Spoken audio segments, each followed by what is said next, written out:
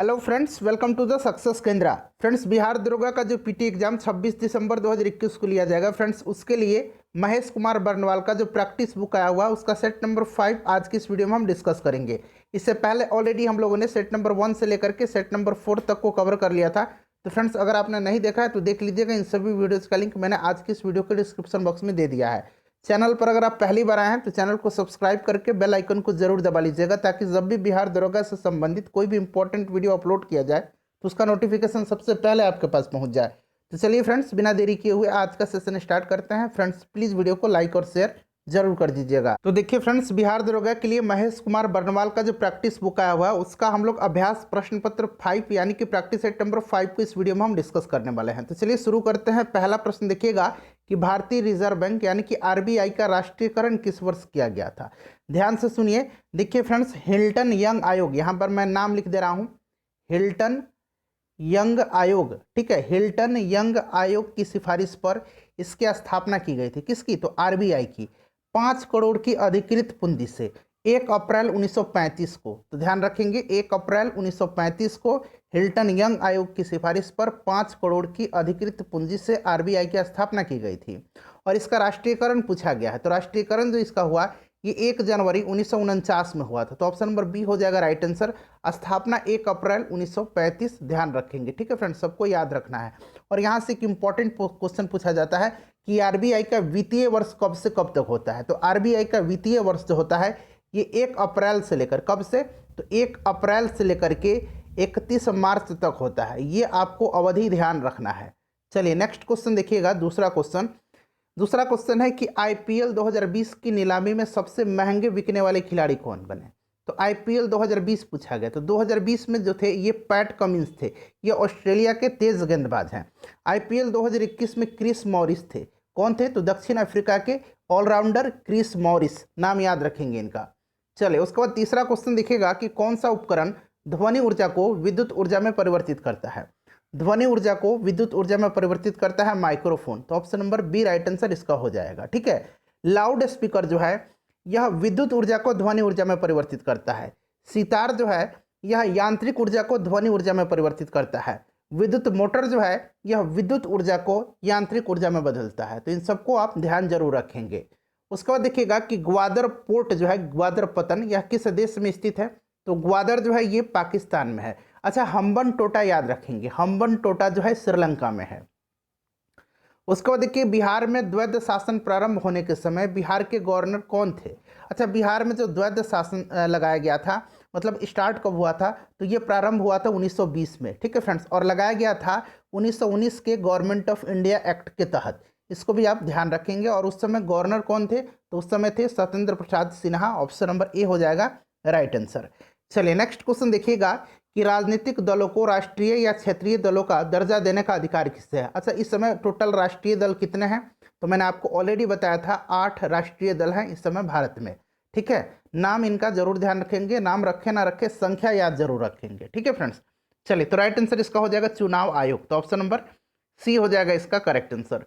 उसके बाद देखिएगा कि टाइफाइड रोग से शरीर का कौन सा अंग प्रभावित होता है। तो टाइफाइड में जो है आंत में संक्रमण होता है। टाइफाइड जीवाणु से होता है, साल्मोनेला टाइफी नामक जीवाणु से होता है। तो आंत हो जाएगा राइट आंसर इसका। उसके बाद देखिए मौर्य काल में प्रशासन की सबसे छोटी इकाई को क्या कहा जाता है। देखिए फ्रेंड्स, 2008 से लेकर के अब तक जितने भी बिहार दरोगा में प्रश्न पूछे गए उनको सब्जेक्ट वाइज मैंने कवर करवाया हुआ है। ठीक है फ्रेंड्स, हिस्ट्री को अलग वीडियो में, पॉलिटी को अलग, ज्योग्राफी को अलग, साइंस को अलग, सबको अलग अलग वीडियो में कवर कराया हुआ है। साथ ही साथ जितने प्रीवियस ईयर में क्वेश्चन पेपर हैं, जितने भी बिहार दरोगा के प्रश्न पत्र हैं पिछले साल का, सबको मैंने कवर करवा दिया। 2008, 2012, 2017, 2018, 19 सबका मैंने कवर करवाया हुआ है। ठीक है, जरूर देख लीजिएगा।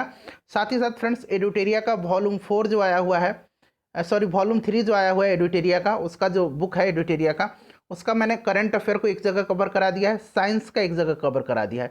सभी वीडियोज का लिंक आपको डिस्क्रिप्शन में मिलेगा, जरूर देख लीजिएगा। चलिए देखिए, मौर्य काल में प्रशासन की सबसे छोटी इकाई को ग्राम कहा जाता है।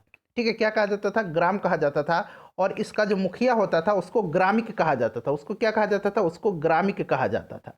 ठीक है फ्रेंड्स, ध्यान रखेंगे। और मौर्य काल में प्रांतों को चक्र कहा जाता था। प्रांतों को क्या कहा जाता था? तो प्रांतों को चक्र कहा जाता था। ये भी आप ध्यान रखेंगे। चलो उसके बाद देखिएगा कि good economics for hard times पुस्तक के लेखक कौन है। इस पुस्तक को लिखा है किसने, तो अभिजीत बनर्जी और उनकी पत्नी एस्टर डुफ्लो ने मिलकर के लिखा है। दोनों को नोबेल पुरस्कार अर्थशास्त्र के क्षेत्र में दिया गया था, नोबेल प्राइज याद रखेंगे। तो देखिए यहाँ पर अभिजीत बनर्जी जी का नाम दिया गया है। उसके बाद देखिए नालंदा महाविहार के अवशेषों की खोज सर्वप्रथम किसने की थी। नालंदा महाविहार की स्थापना किसने करवाया था, तो फ्रेंड्स ये कुमारगुप्त प्रथम ने करवाया था, ठीक है। और इसके अवशेषों की खोज अलेक्जेंडर कनिंघम ने किया था। तो ऑप्शन नंबर ए हो जाएगा अलेक्जेंडर कनिंघम ने। नेक्स्ट क्वेश्चन देख लीजिएगा कि वर्ष 2011 की जनगणना के अनुसार भारत के किस समुदाय में सबसे कम लिंगानुपात है। सबसे कम लिंगानुपात सिख समुदाय का है। नेक्स्ट क्वेश्चन देखिएगा कि टोडा जनजाति का मूल निवास क्षेत्र कहाँ है, तो ये नीलगिरी पहाड़ी, नीलगिरी और कार्डेमम पहाड़ियों पर, ठीक है। टोडा जनजाति तमिलनाडु में पाई जाती है, जरूर ध्यान रखेंगे। देखिए बिहार दरोगा का यह सेट है फ्रेंड्स, जल्दी से रिवीजन कर लीजिएगा सभी सेट का, सभी का लिंक डिस्क्रिप्शन में आपको मिलेगा। देखिए यहाँ पर सूची मिलान करना है, सूची 1 को सूची 2 से, और एक तरफ जो है देखिए राजनीतिक पार्टी दी गई है, दूसरी तरफ उनका स्थापना वर्ष दिया गया है। तो भारतीय जनता पार्टी का 1980 में, बहुजन समाज पार्टी का 1984 में, समाजवादी पार्टी का 1992 में स्थापना हुआ था और राष्ट्रीय जनता दल आरजेडी का 1997 में। तो अब आप लोग मिला लीजिएगा, ठीक है। चलो उसके बाद देखिएगा कि भारतीय मूल की किस नर्स को सिंगापुर में प्रतिष्ठित राष्ट्रपति पुरस्कार से सम्मानित किया गया। ये शायद जुलाई अगस्त की घटना है, पिछले साल 2020 का। तो ध्यान रखिएगा, इनका नाम है Kala Narayan Swami. Option number A right answer हो जाएगा, ठीक है। नेक्स्ट क्वेश्चन देखिएगा त्रिरत्न का सिद्धांत किस धर्म से संबंधित है। अब देखिए त्रिरत्न जो है फ्रेंड्स बौद्ध धर्म में भी है और जैन धर्म में भी है। बौद्ध धर्म के त्रिरत्न आपको याद है बुद्ध, धम्म और संघ, और जैन धर्म का सम्यक दर्शन, सम्यक ज्ञान और सम्यक आचरण, ठीक है। तो ये बौद्ध में भी है और जैन में भी है, तो इसको एक बार आप लोग चेक कीजिएगा, ठीक है।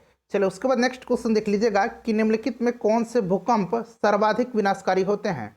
सर्वाधिक विनाशकारी जो होते हैं ये होते हैं छिछले उद्गम केंद्र वाले। ऑप्शन नंबर सी हो जाएगा इसका करेक्ट आंसर। उसके बाद देखिए निम्नलिखित में से कौन सा राज्य सूची का विषय है। राज्य सूची का विषय जो है इसमें से देखिए ये रेलवे पुलिस नहीं, केवल पुलिस होना चाहिए था, तो पुलिस जो है ये राज्य सूची का विषय है, ठीक है। चलिए उसके बाद जनगणना जो है यह केंद्र का विषय है, संघ सूची का विषय है, नगर निगम कर भी संघ सूची का विषय है। नेक्स्ट क्वेश्चन देखिएगा कि मौद्रिक नीति जो प्रसारकारी और सस्ती हो उसे किस नाम से जाना जाता है, तो उसको जाना जाता है ढीली मौद्रिक नीति के नाम से। ऑप्शन नंबर डी हो जाएगा ढीली मौद्रिक नीति के नाम से। फ्रेंड्स प्लीज़ वीडियो को लाइक कर दीजिएगा, देखिए लगातार मैं आपके लिए कंटिन्यूअस मेहनत कर रहा हूँ, प्लीज़ वीडियो को लाइक कीजिएगा। सेशन समाप्त होगा तो इसे शेयर जरूर कर दीजिएगा। देखिए दक्षिण अमेरिका के वृक्ष रहित घास के मैदान को क्या कहा जाता है, दक्षिण अमेरिका पूछा गया, तो ये पंपास कहा जाता है। ये कहाँ पर है, अर्जेंटीना में है। अच्छा कंपास कहाँ पर है, कंपास ब्राज़ील में है। प्रेयरी कहाँ है, तो ये उत्तर अमेरिका में है। उसके बाद स्टेपी जो है ये यूरेशिया में आता है, ठीक है फ्रेंड्स। सेल्वास जो है ये अमेजन बेसिन में है। चलिए नेक्स्ट क्वेश्चन देखिएगा कि मयूर सिंहासन पर बैठने वाला अंतिम मुगल सम्राट कौन था। पहला पूछेगा तो पहला शाहजहां था, मयूर सिंहासन का निर्माण उसी ने करवाया था, तो जिसने करवाया था भाई वहीं बैठेगा पहले ना। और आखिरी जो था ये मोहम्मद शाह रंगीला था, तो मोहम्मद शाह रंगीला ये जो था मयूर सिंहासन इसको नादिर शाह लेकर के चला गया था। नादिर शाह आक्रमण किया था मोहम्मद शाह के समय में, और वहीं जो है कोहिनूर हीरा और मयूर सिंहासन लेकर के चला गया। नेक्स्ट क्वेश्चन देख लीजिएगा कि कोबाल्ट 60 कौन सी किरणें उत्सर्जित करती है। कोबाल्ट 60 का उपयोग कैंसर के उपचार में किया जाता है और इससे गामा किरण निकलती है। देश का पहला हिम तेंदुआ संरक्षण केंद्र जो है यह किस राज्य में स्थापित किया जाएगा, तो फ्रेंड्स देश का पहला हिम तेंदुआ संरक्षण केंद्र जो है यह उत्तराखंड में। ऑप्शन नंबर सी हो जाएगा राइट आंसर। उसके बाद देखिएगा कि निम्नलिखित में से कोलकाता का संस्थापक कौन था। कोलकाता का संस्थापक कौन था, तो जॉब चरनाक था, तो ऑप्शन नंबर ए हो जाएगा जॉब चरनाक। नेक्स्ट क्वेश्चन देखिएगा कि मुगल सम्राट द्वारा नियुक्त बंगाल का अंतिम गवर्नर कौन था। मुगल सम्राट द्वारा नियुक्त, तो देखिए मुगल सम्राट द्वारा नियुक्त बंगाल का जो अंतिम गवर्नर था वो था मुर्शीद कुली खां। इसने राजधानी को ढाका से लेकर के कहाँ आया, मुर्शिदाबाद आया, ठीक है फ्रेंड्स, मुर्शिदाबाद लाया था। और इसके बाद सुजाउद्दीन जो है यह बंगाल का गवर्नर बना, बंगाल का नवाब कह सकते हैं। उसके बाद सरफराज खां बना, उसके बाद अलीवर्दी खां बना। और अलीवर्दी खां जो था ये मुगलों को कर देना जो वसूल देना था उसको बंद कर दिया था, ठीक है। उसके बाद सिराजुद्दौला हुआ। सिराजुद्दौला को याद होगा आपको, प्लासी का युद्ध 23 जून 1757 में अंग्रेज और सिराजुद्दौला के बीच हुआ था। इसमें सिराजुद्दौला हार गया था और अंग्रेज सेनापति कौन था, तो रॉबर्ट क्लाइव था। ठीक है फ्रेंड्स, ध्यान रखेंगे। चलिए अगला क्वेश्चन देखिएगा कि पोर्टलैंड सीमेंट का मुख्य घटक क्या है। तो इसका मुख्य घटक चूना, सिलिका और एल्यूमिना सभी हैं, तो उपयुक्त तो सभी हो जाएगा। उच्चतम न्यायालय में मुख्य न्यायाधीश सहित, देखिए मुख्य न्यायाधीश को लेकर के अन्य न्यायाधीशों की संख्या कितनी है, तो अब 34 हो गई है। 33 + 1, ठीक है, 33 अन्य न्यायाधीश और एक मुख्य न्यायाधीश। अच्छा, इस समय मुख्य न्यायाधीश कौन है, तो 48वें चीफ जस्टिस कौन है, 48वें NV रमना है। ठीक है, इनका नाम ध्यान रखेंगे। उसके बाद देखिएगा कि जब किसी बाजार में वस्तु की मांग की तुलना में आपूर्ति अधिक होती है तो उसे क्या कहा जाता है, तो उसको कहा जाता है, क्या कहा जाता है बताइए फ्रेंड्स, उसको कहा जाता है क्रेता बाजार। नेक्स्ट क्वेश्चन देखिएगा कि हरेला उत्सव किस राज्य में मनाया जाता है। हरेला उत्सव जो है यह मनाया जाता है उत्तराखंड में। ध्यान रखेंगे फ्रेंड्स, इंपॉर्टेंट है, इस साल यह त्यौहार मनाया भी गया है। भारत में सबसे अधिक उपजाऊ मिट्टी कौन सी है, सबसे ज़्यादा उपजाऊ मिट्टी जो है यह कौन सी मिट्टी है, तो यह जलोढ़ मिट्टी है। ठीक है, सबसे ज़्यादा विस्तार भी इसी का पाया जाता है। नेक्स्ट क्वेश्चन देखिएगा कि बंगाल विभाजन के समय भारत का वायसराय, बंगाल विभाजन 1905 में हुआ था लॉर्ड कर्जन के समय में। ठीक है, तो देखिए Lord Curzon option number B में दिया गया है। कौन सा सही सुमेलित नहीं है, देखिए एक तरफ जो है पोर्ट दिए गए हैं मार्मागुआ, तो ये गोवा में है, पारादीप उड़ीसा में, मंगलौर कर्नाटक में, एन्नौर जो है ये तमिलनाडु में है। कहाँ पर है फ्रेंड्स, यह तमिलनाडु में है, यह आंध्र प्रदेश में नहीं है। आंध्र प्रदेश में विशाखापट्टनम है, ध्यान रखेंगे। तो एन्नौर जो है सही आंसर हो जाएगा। उसके बाद देखिएगा कि निम्नलिखित में से कौन सा भू आबद्ध यानी कि लैंड लॉक्ड कंट्री नहीं है, तो इसमें से देखिए किर्गिस्तान है, ताजिकिस्तान है, उज्बेकिस्तान है, वियतनाम नहीं है, तो राइट आंसर वियतनाम हो जाएगा। उसके बाद नेपाल भी है, अफगानिस्तान भी है, भूटान भी है, ये सभी जो है लैंड लॉक्ड कंट्री हैं। सबसे बड़ा लैंड लॉक्ड कंट्री जो है विश्व का वो कौन सा है, तो वो कजाकिस्तान है। कौन सा है, कजाकिस्तान है। इसको भी आप साथ साथ फ्रेंड्स ध्यान रखेंगे। ठीक है, कजाकिस्तान।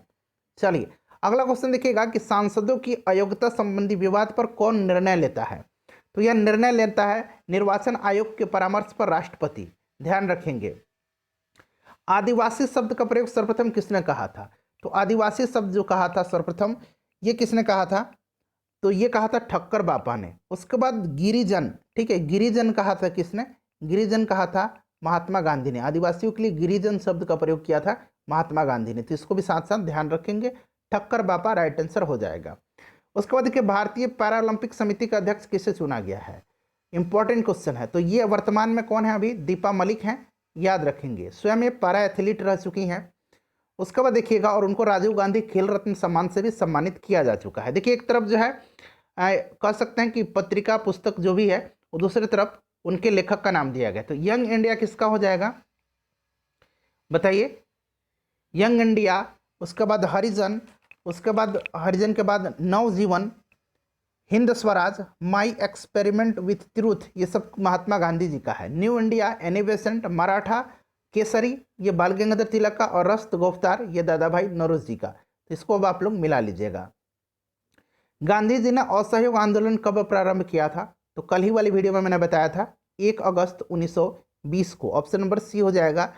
उसके बाद नेक्स्ट क्वेश्चन देखिएगा कि 38वीं समानांतर रेखा जो है यह किन दो देशों को विभाजित करती है, तो 38 जो पैरेलल लाइन है यह किसको करती है बताइए, तो यह करती है फ्रेंड्स उत्तर कोरिया और दक्षिण कोरिया को। उसके बाद 49वीं समानांतर रेखा जो है यह यूएसए और कनाडा को, पोलैंड और जर्मनी की जो सीमा रेखा है उसको हिंडनबर्ग कहा जाता है, और फ्रांस और जर्मनी का क्या कहा जाता है, मैगिनॉट रेखा कहा जाता है। ठीक है, मैगिनॉट रेखा। नेक्स्ट क्वेश्चन देखिएगा कि काजिंद सैन्य अभ्यास किन दो देशों के मध्य संपन्न हुआ, तो काजिंद जो है यह भारत और किसके बीच का है, कजाकिस्तान के बीच का है। तो भारत और कजाकिस्तान देखिए ऑप्शन नंबर ए में दिया गया है। ठीक है फ्रेंड्स, ध्यान रखेंगे। विश्व की सबसे बड़ी झील कौन सी है, तो ये कैस्पियन सागर सबसे बड़ी झील है। उसके बाद देखिएगा कि निम्न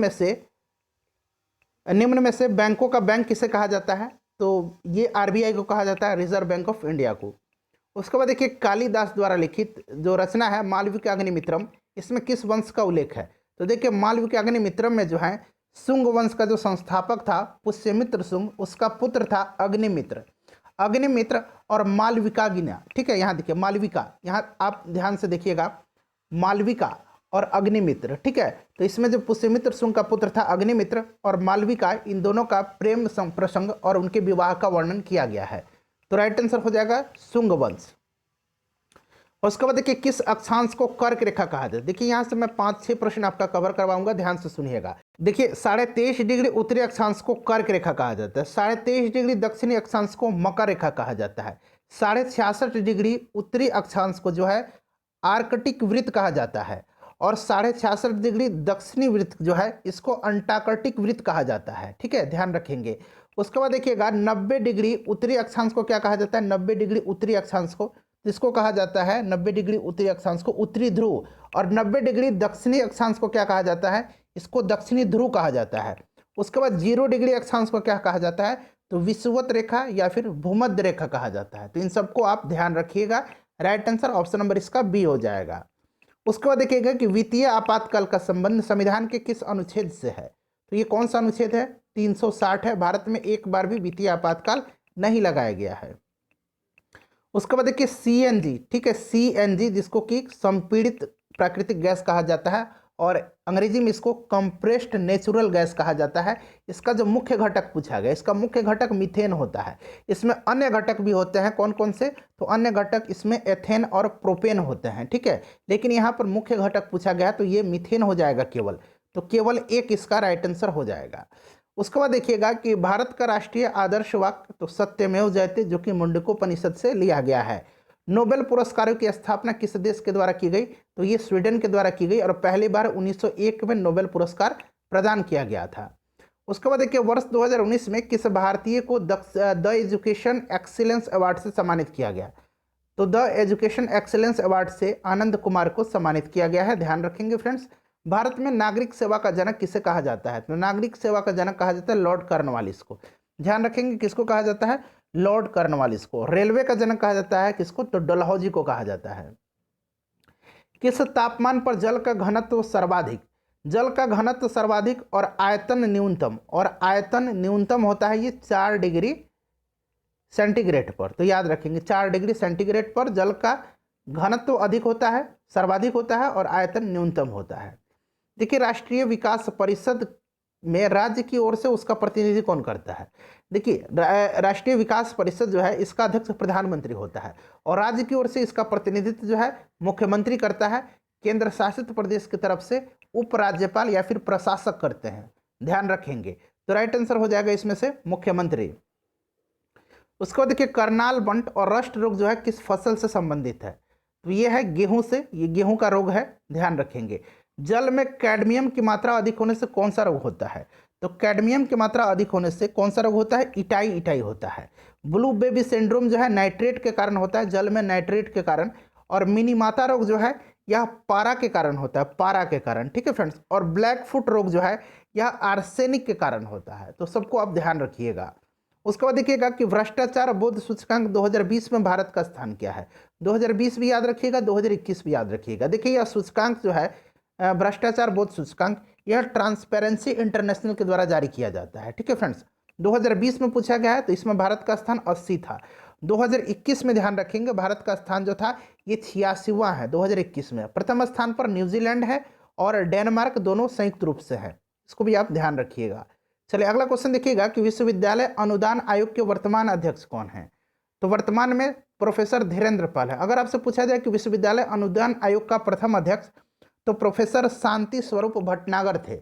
नेक्स्ट क्वेश्चन देख लीजिएगा कि निम्न में से कौन गर्म दल से संबंधित था, तो इसमें से गर्म दल हो जाएगा अरविंद घोष। ठीक है, लाल बाल पाल, अरविंद घोष, ये सभी गर्म दल के नेता थे। लाल बाल पाल लाला लाजपत राय, बाल गंगाधर तिलक और बिपिन चंद्र पाल, और अरविंद घोष भी गर्म दल से संबंधित थे।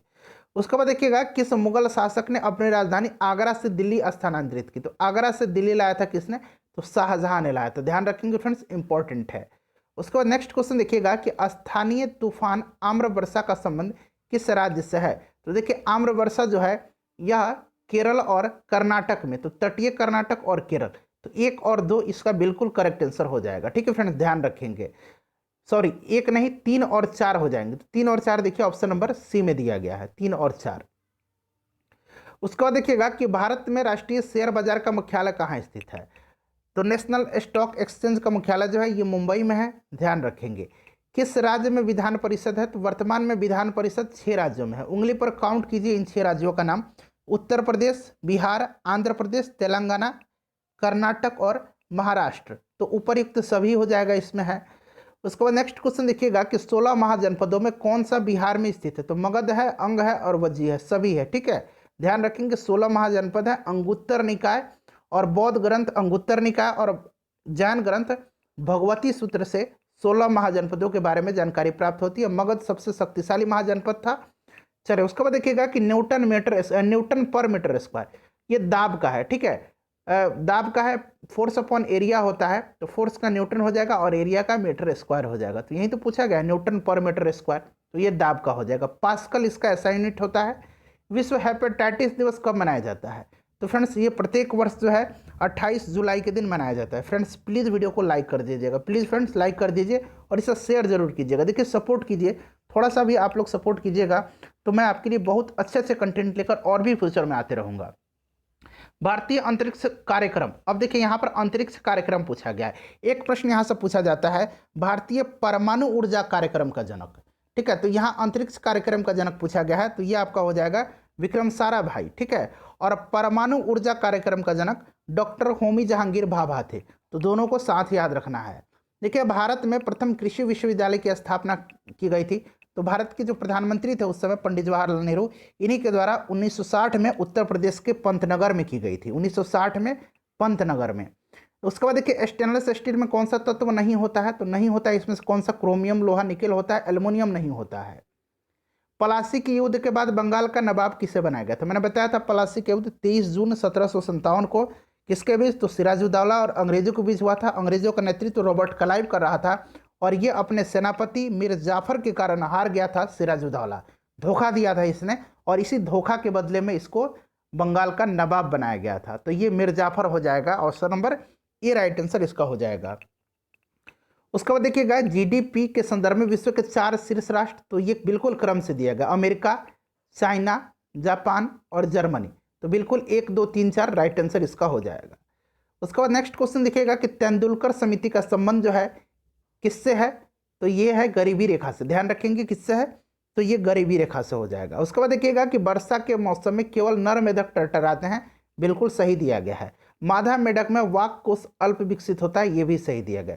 दोनों कथन सही हैं, लेकिन ये जो रीजन है ना, ये आपका इसका व्याख्या नहीं कर रहा है, तो ध्यान रखेंगे। तो राइट आंसर हो जाएगा ऑप्शन नंबर बी, ए और आर दोनों सही है, किंतु आर जो है ए का सही स्पष्टीकरण नहीं है। उसके बाद देखिएगा तेलिया रुमाल जिसे जीआई टैग दिया गया है, ये किस राज्य का है? तो तेलिया रुमाल तेलंगाना से है। निम्नलिखित में से किसका संबंध कथक नृत्य शैली से है? तो कथक से है किसका? बिरजू महाराज का। यहाँ पर देखिए सोनल मानसिंह का नाम दिया गया है, ये भी ध्यान रखा है। सोनल मानसिंह का संबंध भारतनाट्यम से है, पूछा जा सकता है, ध्यान रखेंगे। ब्रह्म समाज की स्थापना कब की गई थी? तो 1828 में राजा राम मोहन राय के द्वारा की गई थी। उसके बाद देखिएगा एक तरफ विश्व के शहर दिए गए हैं, इंटरनेशनल सिटीज, और वे दूसरी तरफ किस नदी के किनारे स्थित है? तो देखिए रोम जो है ये टाइगर के किनारे है, टाइबर नदी। पेरिस जो है सीन नदी के किनारे है। उसके बाद बगदाद टाइग्रिस नदी, और बान जो है ये राइन के किनारे है, ठीक है फ्रेंड्स। चलिए जर्मनी का शहर है वॉन, ध्यान रखेंगे। पेरिस फ्रांस का है, इटली का राजधानी रोम है, और ये इराक का बगदाद है। तो ये आप लोग अब मिला लीजिएगा, ठीक है। चलिए विवेकानंद को आधुनिक राष्ट्रीय आंदोलन का आध्यात्मिक गुरु किसने कहा था? तो ये किसने कहा था? सुभाष चंद्र बोस जी ने कहा था। ऑप्शन नंबर सी हो जाएगा राइट आंसर। राजभाषा आयोग के प्रथम अध्यक्ष कौन थे? देखिए प्रथम राजभाषा आयोग की स्थापना जो है 1955 में किया गया था, बीजी खरे की अध्यक्षता में।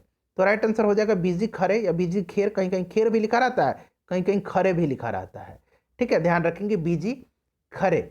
उसके बाद नेक्स्ट क्वेश्चन देख लीजिएगा कि भारत में सर्वाधिक मात्रा में लौह अयस्क पाया जाता है, कौन सा लौह अयस्क? तो सर्वाधिक मात्रा में जो लौह अयस्क पाया जाता है यह है हेमाटाइट। मैग्नेटाइट सबसे कम मात्रा में पाया जाता है। उसके बाद देखिए हाइपरमेट्रोपिया और एक होता है मायोपिया, दोनों ध्यान रखना। मायोपिया को कहा जाता है क्या? निकट दृष्टि दोष, और हाइपरमेट्रोपिया को दूर दृष्टि दोष।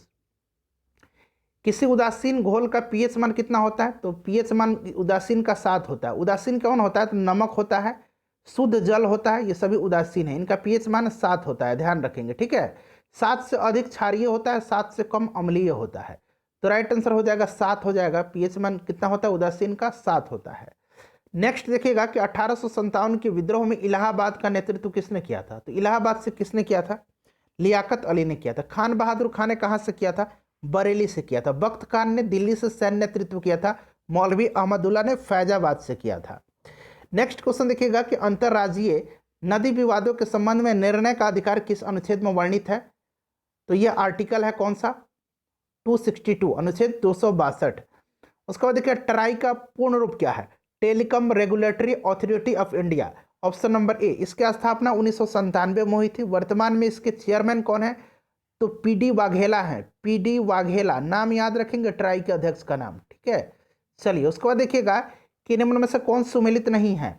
तो विटामिन ए की कमी से रतौंधी सही है, विटामिन बी की कमी से बेरी सही है, विटामिन सी के कारण स्कर्वी सही है, विटामिन डी के कारण पेलाग्रा नहीं होता है, विटामिन डी की कमी के कारण बच्चों में रिकेट्स होता है और वयस्कों में ऑस्टियोमलेशिया नामक रोग होता है। विटामिन डी का रासायनिक नाम कैल्सीफेरॉल होता है। ध्यान रखेंगे विटामिन डी हो जाएगा इसका करेक्ट आंसर, ठीक है। ये सही मिलान नहीं दिया गया है। हनूज दिल्ली दूर अस्त, यानी कि दिल्ली अभी दूर है, यह कथन किसने कहा था? तो यह संदेश भिजवाया था किसको? गयासुद्दीन तुगलक को निजामुद्दीन औलिया ने, ठीक है। ध्यान रखेंगे ऑप्शन नंबर सी हो जाएगा। किसको संदेश भिजवाया था? तो गयासुद्दीन तुगलक ने, गयासुद्दीन तुगलक को निजामुद्दीन औलिया ने। उसके बाद देखिए गुलाबी क्रांति, तो ये प्याज, झींगा और जितने भी औषधीय चीज है, यानी कि औषधि हो जाएगा, तीनों हो जाएगा, इसका उपयुक्त सभी हो जाएगा, ठीक है। ध्यान रखेंगे। उसके बाद देखिएगा कि इस साल के गणतंत्र दिवस पर झांकी प्रदर्शन में किस राज्य को प्रथम पुरस्कार मिला था? तो ये उत्तर प्रदेश को मिला था, ध्यान रखेंगे। उसके बाद देखिए कोरोना वायरस को अंतर्राष्ट्रीय आपातकाल का दर्जा किसने दिया? तो ये दिया था WHO ने, वर्ल्ड हेल्थ ऑर्गेनाइजेशन ने। उसके बाद देखिएगा कि दुर्गापुर स्टील कारखाना किस देश के सहयोग से स्थापित किया गया था? दुर्गापुर स्टील प्लांट जो है यह ब्रिटेन के सहयोग से, जर्मनी के सहयोग से किया गया था, राउरकेला, ठीक है। भिलाई जो है ये सोवियत संघ के सहयोग से किया गया था। दोनों को ध्यान रखेंगे, ठीक है। चलिए नेक्स्ट क्वेश्चन देखिएगा कि कन्नौज के लिए त्रिपक्षीय संघर्ष में कौन सा राज्य शामिल नहीं था?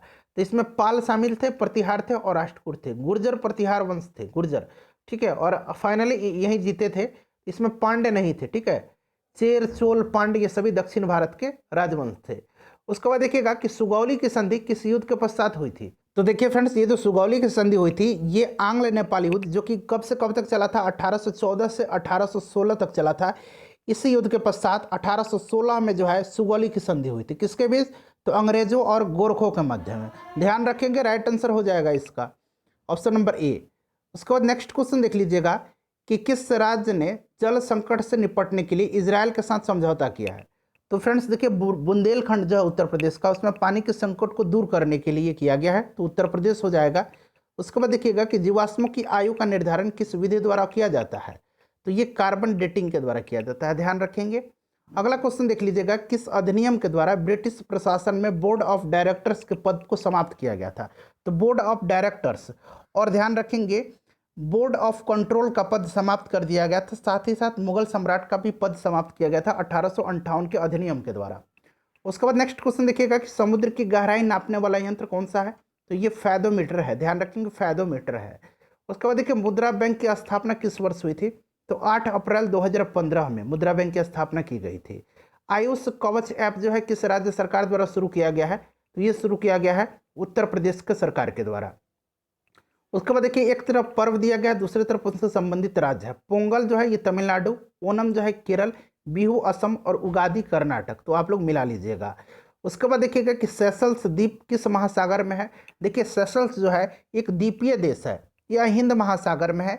इसकी राजधानी विक्टोरिया है। कहाँ पर है? विक्टोरिया। और भारत और सेशल्स के बीच में एक युद्ध अभ्यास होता है जिसका नाम क्या है? जिसका नाम है लैमिते, ठीक है, इसका नाम है लैमिते। भारत और सेशल्स के बीच में यह युद्ध अभ्यास होता है। उसके बाद देखिएगा Jim Corbett national park Uttarakhand के किस जिले में है? देखिए जिम कॉर्बेट जो है इसका अब नाम बदल करके रामगंगा राष्ट्रीय पार्क रखा गया है, ये नैनीताल जिले में है। उसके बाद देखिएगा कि चेचक के टीके की खोज किसने की थी? इसका आंसर आप कमेंट करके बताइए, अपना स्कोर बता दीजिए और फ्रेंड्स प्लीज़ वीडियो को लाइक और शेयर जरूर कर दीजिए।